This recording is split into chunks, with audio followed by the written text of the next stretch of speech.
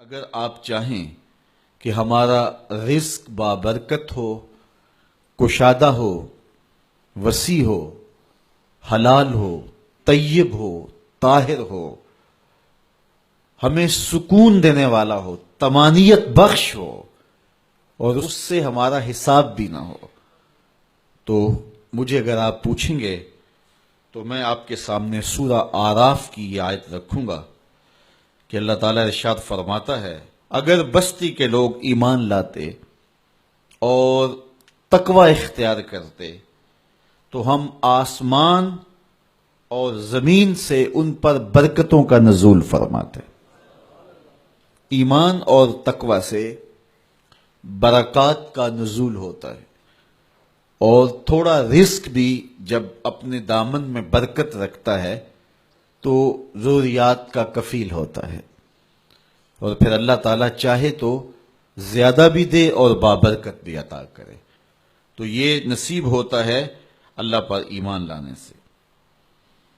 اور پھر سورہ الطلاق میں ارشاد فرمایا، جو اللہ سے ڈرے اللہ اس کے لیے راستہ نکالتا ہے، اور پھر اس کو وہاں سے رزق دیتا ہے جہاں سے اس کو گمان بھی نہ ہو، اور جو اللہ پہ بھروسہ کرے اللہ اس کے لیے کافی ہوتا ہے۔ تو استغفار کرنے سے مال میں اضافہ ہوتا ہے۔ مال میں اضافے کے لیے ایک اور وظیفہ سورہ ابراہیم میں ہمیں دیا گیا، اور وہ کیا ہے؟ لَإِن شَكَرْتُمْ لَأَزِيدَنَّكُمْ، اگر تم شکر کرنے کی عادت ڈال لو گے اللہ فرماتا ہے ہم اور زیادہ بڑھا دیں گے۔ اللہ تعالیٰ جل شانہ کی راہ میں خرچ کرنے سے مال بڑھتا ہے۔ یہ سورہ سبا کے اندر ارشاد فرمایا کہ جو تم خرچ کرو تو اللہ اس کے بدلے میں تمہیں اور عطا کر دے گا، اور وہ بہتر رزق دینے والا ہے۔ آقا کریم نے فرمایا کہ میں قسم اٹھا کے کہتا ہوں کہ صدقے سے مال کم نہیں ہوتا، اللہ صدقے سے مال کو برکت دیتا ہے، مال میں اضافہ ہوتا ہے۔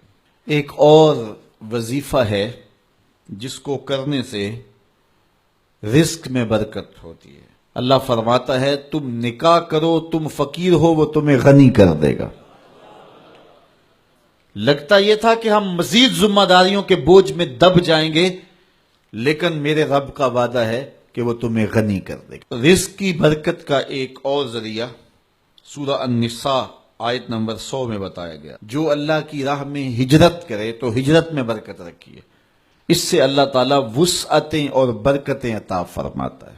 رزق کی فراخی اور بہتری کا ایک اور عمل سورہ طٰہٰ میں بیان فرمایا گیا۔ ارشاد فرمایا کہ خود بھی نماز پڑھ اور اپنے اہل خانہ کو بھی نماز پہ لگا، پھر دیکھ رزق کے دروازے کیسے کھلتے ہیں۔ رسول کریم صلی اللہ علیہ وسلم نے ارشاد فرمایا، جو یہ چاہتا ہے کہ اس کے رزق میں برکت ہو اور اس کی عمر میں برکت ہو، وہ رشتہ داروں کے ساتھ سلوک اچھا کرے۔ رزق کی برکت کے حصول کا ایک اور ذریعہ وہ یہ ہے، ارشاد فرمایا تمہیں جو رزق دیا جاتا ہے اور مشکلات میں تمہاری جو مدد کی جاتی ہے وہ تمہارے کمزور لوگوں کی وجہ سے کی جاتی ہے۔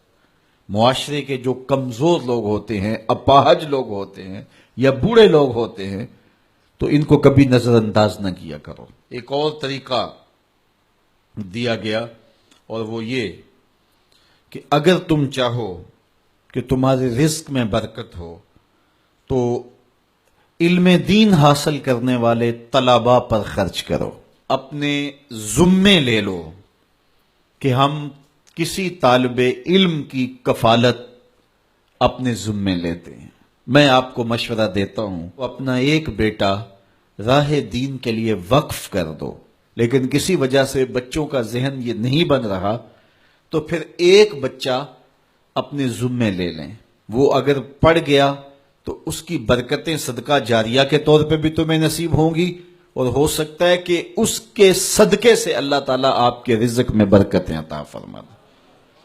تو جو طلباء پہ خرچ کرتا ہے اللہ اس کی بہت مدد کرتا ہے۔ ایک روایت میں آتا ہے جس نے کسی دین کے خادم طالب علم کی مدد کی ٹوٹے ہوئے قلم کے ساتھ یا کاغذ کے ایک ٹکڑے کے ہی ساتھ، وہ ایسا ہے جس طرح اللہ کے گھر کعبے کی 70 بار تعمیر کی ہے۔ اللہ کی بارگاہ میں دعا گو ہوں کہ اللہ ہم سب کو رزق حلال، رزق وسیع، رزق سہل، رزق فراواں اور رزق مبارک عطا فرمائے، اور اپنی جناب سے جو رزق نصیب کرے ضرورت مندوں کو، حاجت مندوں کو، مشکل میں پھنسے ہوئے لوگوں کو، غریب نادار رشتہ داروں کو، مدارس دینیہ کو، مساجد کی تعمیر کے لیے اور دیگر نیک کاموں میں صرف کرنے کی توفیق دے۔